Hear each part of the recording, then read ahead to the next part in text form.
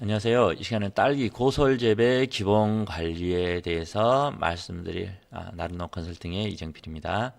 보통 일반적으로 우리 고솔 수경 재배 관리 방법의 기본을 여러분들이 이해하실 필요가 있는데요. 일반적으로 우리 그 양액 처방에 대해서 우리 사용자들이 많이 관심을 갖고 또 그 자기가 생각한 대로 조정하려고 하는 것들 좋습니다. 그런데 일반적으로 양액 처방은요 균형 배양액입니다. 그래서 적정 각각 무기 이온이 균형적으로 흡수될 수 있게끔 그렇게 처방이 된 그런 배양액이라고 보시면 되겠고요. 그리고 무엇보다 더 중요한 것은 이런 양액 처방된 대로 여러분들이 조제를 좀 잘 해주셨으면 좋겠습니다. 뭐 1, 2kg 그냥 우습게 빼고 양액을 타설하거나 내지는 1, 2kg 정도 그냥 더 추가로 더 타설하는 이런 경우가 많은데 그 조성 표대로 정확하니 처방해 주는 게 가장 이상적이라고 할 수가 있습니다. 그리고 반드시 배액이 필요하고요. 이 배액의 목적은요. 그 과집적된 무기 이온들을 교체하는 것이 목표입니다. 이 뭐 양액이 아깝다고 해가지고 배액을 안 시키다 보면은 특정 성분이 집적이 되거나 특정 성분이 부족해가지고 오히려 생육 불균형을 초래할 수가 있죠.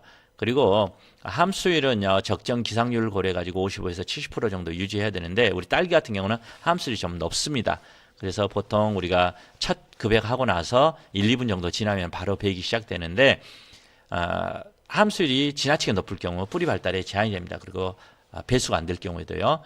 그래서 급액 시작은 일출 후 1시간 30분에서 2시간 30분, 즉 일출 2시간 기준으로 해가지고요. 배지 특성을 고려해가지고 1시간 30분에부터 급액이 시작될 수도 있고 또 2시간 30분 내에 급액이 시작이 될 수가 있다는 것입니다.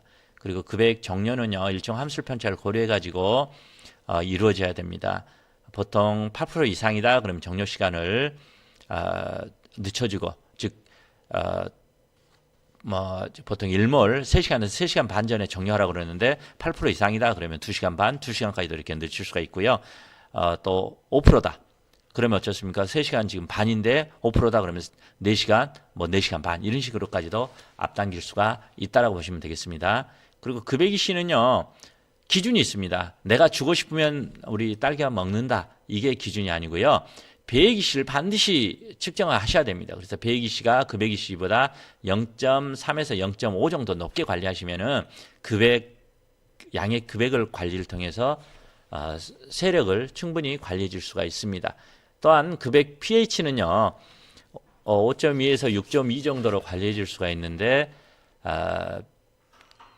배액 pH가 5.2 정도면 급액 pH는 6.2 정도로 높일 수가 있고요. 배액 pH가 6.2 정도면은 급액 pH는 5.5 정도로 낮출 수가 있습니다. 그래서 배액 pH에 따라서 급액 pH를 관리를 해주시는 게 좋겠습니다. 그래서 배액 EC는 1.2에서 최대 1.7 정도 사이에서 관리를 해주시는 게 가장 이상적이겠지요. 그래서 이런 주간 급액 정보는요. 월요일부터 토요일까지 또 일요일까지 일주일간의 급액 시작, 종료, 급액 EC, 급액 pH, 배액 EC, 배액 pH, 급액 횟수, 일회 급액량, 누적 광량, 또 일출 시간, 일몰 시간, 기타 등등의 정보를 여러분들이 표 하나에 작성한다고 그러면은 훨씬 도움이 되실 것입니다. 특히 우리 양액 딸기 고설 재배에서 주의할 점으로는요. AB액을 타설을 하실 때 제가 현장에서 많게는 한 달 반까지 쓰시는 분들을 봤어요. 이런 분들 같은 경우에는 가급적이면은 2주 간격으로 양액을 희석해서 사용하시는 게 더 이상적이라고 생각이 됩니다. 그리고 꼭 그 양액을 조제를 하시다 보면은 A액과 B액을 혼동을 하셔가지고 잘못하시는 경우가 있어요. 이럴 때는 즉시 교체를 해주시기 바랍니다. 그래서 재타설을 해주셔야 되고요. 그리고 이런 실수를 줄이는 방법 중에 하나는 A액을 타설하시고 나서 뚜껑을 닫고 난 이후에 B액을 타설 또는 B액을 타설하시고 나서 뚜껑을 닫고 A액을 타설하시면은 이런 부분을 막을 수가 있겠죠.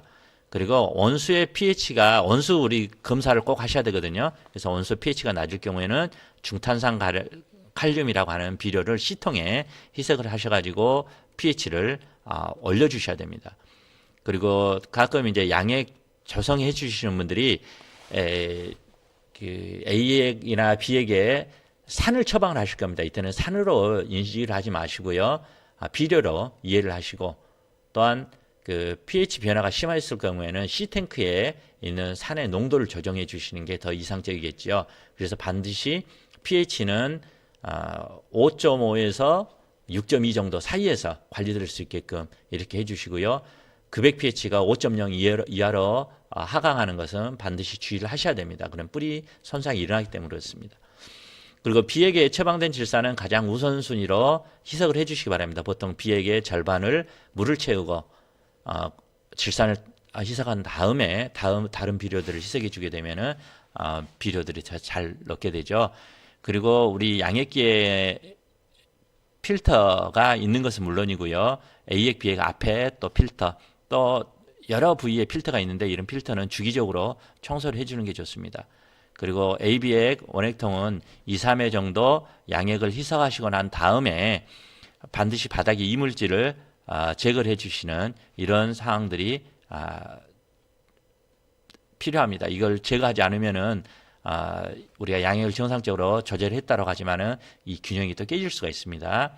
그리고 원수의 pH가 높은 분들은 보통 우리 딸기 같은 경우 중탄산이 30에서 50 ppm 정도가 필요한데 그 50 ppm 이상 되신 분들은 pH가 높으실 겁니다. 그럴 경우에는 먼저 산으로 중화도 하는 것도 중요하지만 액상체를 사용하셔가지고 작물의 그 pH 흡수 pH에 따라서 철분 흡수를 도와주는 것도 생산에 좋은 방법이 되겠죠.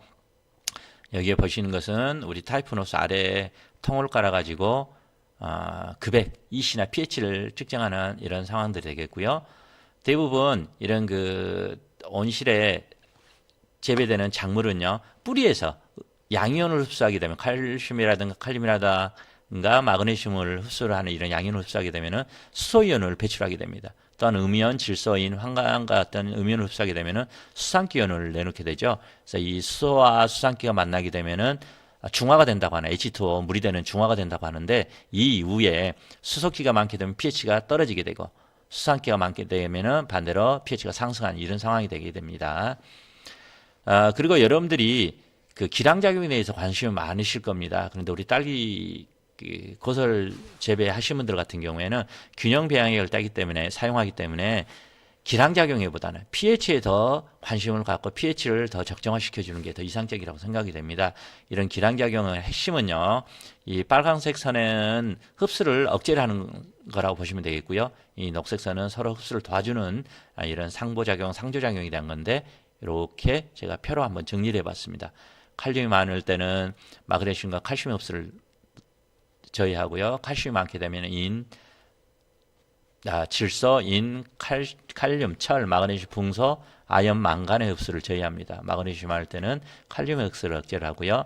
또 인이 많을 때는 칼륨, 철, 아연, 구리, 또 질소가 많을 때는 칼륨, 구리, 붕소의 흡수를 저해하게 되죠. 어쨌든 이런 기량작용이 일어나면은 품질 및 생산성 감소가 일어납니다.